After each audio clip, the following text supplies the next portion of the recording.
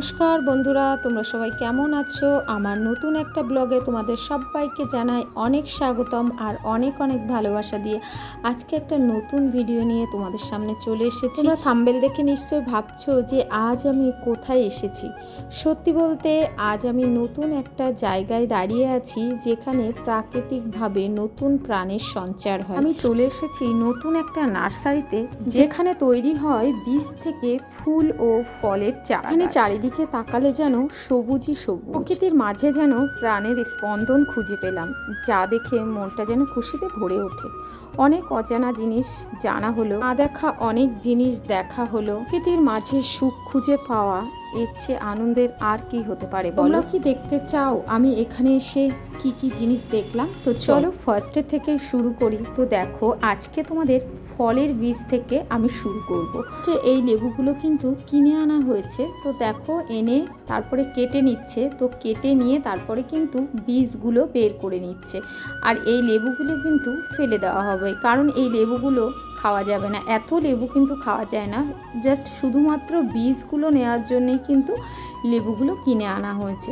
তো এই বীজগুলো কিন্তু বের করে সুন্দর করে ধুয়ে তারপরে রোদ্রে শুকিয়ে বীজগুলো কিন্তু মাটিতে বসিয়ে দেওয়া হবে। হোক, ওই পর্বটা শেষ হলো। তারপরে দেখো কোন মাটিতে বসানো হবে বীজগুলো, সেই মাটিটাও কিন্তু রেডি করতে হবে। তো দেখো, এখানে কিন্তু প্রচুর মাটি এনে আগে থেকে রাখা আছে। আর এই দেখো প্যাকেটের মধ্যে করে মাটিগুলো কিন্তু ভরে নেওয়া হচ্ছে।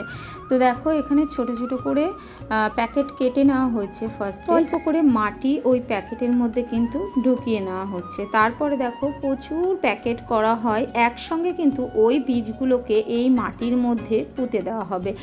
তারপর আস্তে আস্তে অনেক যত্ন সহকারে কিন্তু সেই বীজগুলো থেকে মাটির মধ্যে আস্তে আস্তে চারা গাছটা কিন্তু বেড়ে উঠবে। আমরা কিন্তু চারা গাছগুলোকে খুব সহজেই নার্সারি থেকে কিনে এনে বাড়িতে বসিয়ে ফুল ও ফল খুব সহজেই কিন্তু পেয়ে যায়। কিন্তু যারা এই বীজ থেকে চারা গাছ তৈরি করে তারা কিন্তু সেই চারা গাছগুলিকে খুব যত্ন সহকারে ছোট থেকে ধীরে ধীরে অনেক বড় করে তোলে। আমরা আমাদের শৌখিনতার জন্য সেই চারা গাছগুলিকে কিছু অর্থ দিয়ে কিনে নিয়ে এসে বাড়ির সৌন্দর্য বৃদ্ধি করি। এদিকে দেখো, কিছু চারা গাছ কিন্তু বড় হয়ে গেছে। তো এই চারা গাছগুলিকে কিন্তু বেশি রোদ দিলে হবে না, রোদ দিলে কিন্তু মরে যাবে। জন্য দেখো এখানে চট টাঙিয়ে দেওয়া হয়েছে। চটের নিচেই কিন্তু বীজগুলোকে খুব যত্ন সহকারে রাখা হয়েছে। তাহলে কিন্তু বৃষ্টির হাত থেকে বলো, রোদের হাত থেকে বলো, রক্ষা পাবে।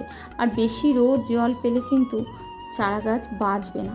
ওই জন্যে দেখো খুব যত্ন করে ওদেরকে নিচে রাখা হয়েছে। বাচ্চা যেমন ছোটোবেলায় একটা শিশুকে খুব যত্ন করে বড় করা হয়, চারা গাছের ক্ষেত্রেও কিন্তু ঠিক তেমনটি। তো দেখো ওই চারা গাছগুলো থেকে কিন্তু এই চারা গাছগুলো একটু বড় বড় দেখেছো, তোমরা দেখে বুঝতে পারছো নিশ্চয়ই। আর এই দিকে দেখো চারা গাছগুলো কিন্তু একটু ছোট ছোট, মানে ওইগুলো থেকে একটু ছোট ছোট। তো যাই হোক, এই ছোট বড় অনেক ধরনের চারা গাছ কিন্তু এখানে আছে। আর কি বলতো, এখানে ফল ফুল বিভিন্ন রকমের চারা গাছ পাওয়া যায়।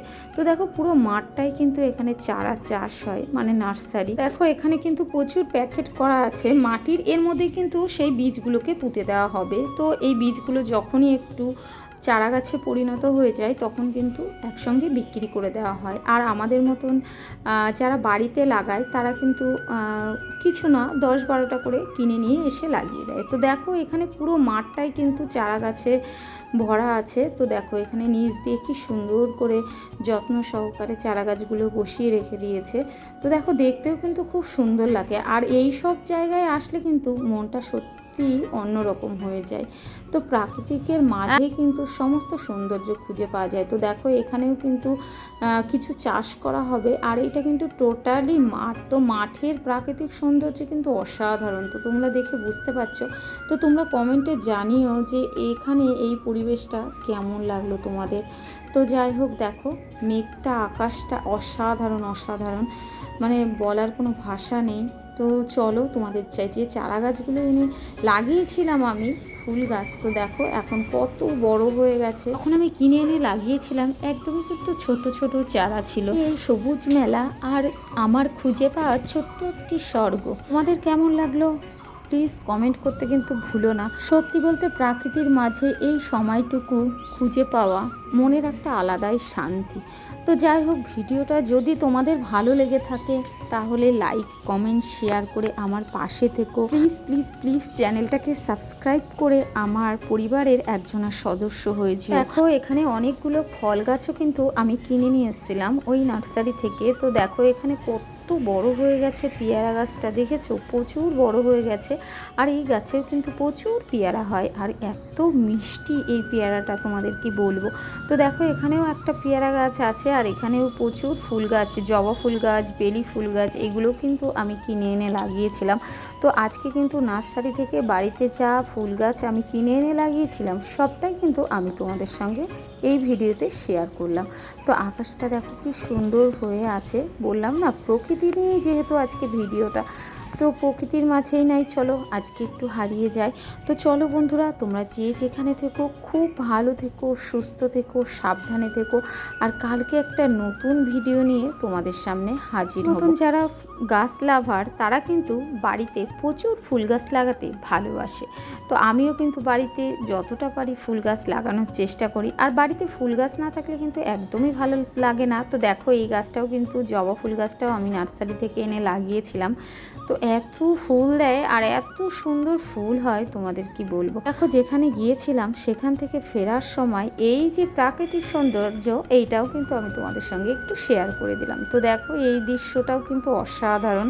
এটা হলো একটা ছোট্ট নদী। তো নদীর সাইডে কিন্তু প্রচুর জমিতে অনেক রকমের সবজিও লাগিয়ে রেখে দিয়েছে।